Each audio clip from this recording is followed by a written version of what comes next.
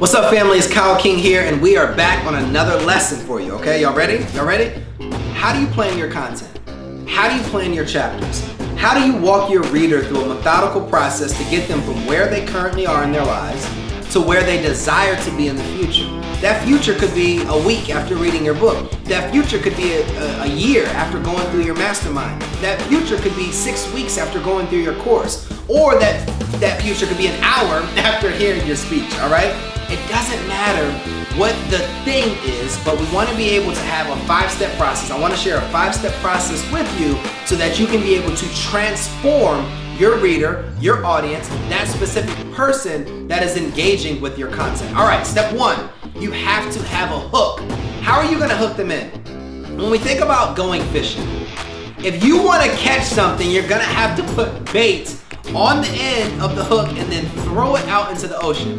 Before you throw your book into the ocean, before you throw your story into the ocean, how are you hooking your audience? And when we think about hooking, we're thinking about breaking down each chapter. So you're gonna have your hook. How are you gonna open up your chapter?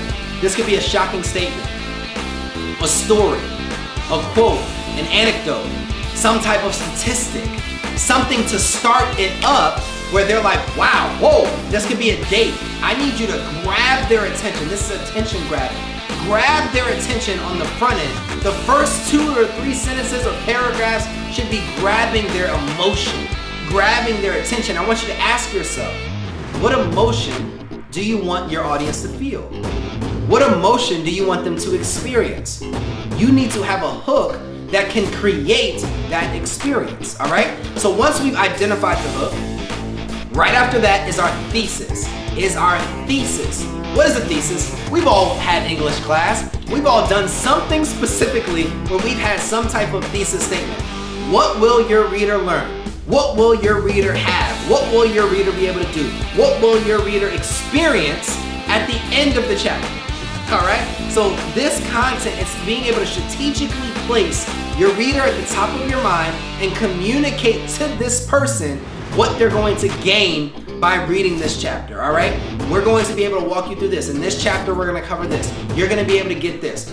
Share with them the transformation that's getting ready to happen. Once we've identified the hook, once we've created the thesis, then you want to be able to have your chapter content. When we think about chapter content, this is all of the supporting resources, research, quotes, experiences, all of these other things that support what? The thesis statement, that support what? The hook.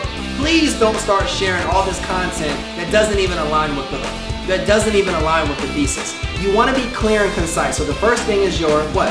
Hook. You're going to hook them. Then we're going to be able to establish what? The thesis, the understanding, the objective. You're going to be able to communicate the result and the transformation.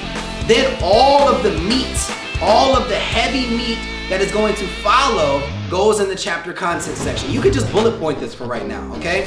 What stories are you gonna include? What quotes are you gonna include? What research are you gonna include? What resources are you gonna include? All of those different things. Once we have that down, then we're gonna be able to have our 4th piece, which is the key takeaways. Key takeaways. By the end of reading this chapter, what does your reader need to know? By the end of reading this chapter, what does your reader need to know? What are the 3 to 4 things that your reader needs to know? What is the central theme and message of this chapter? You gotta be able to write that down, okay?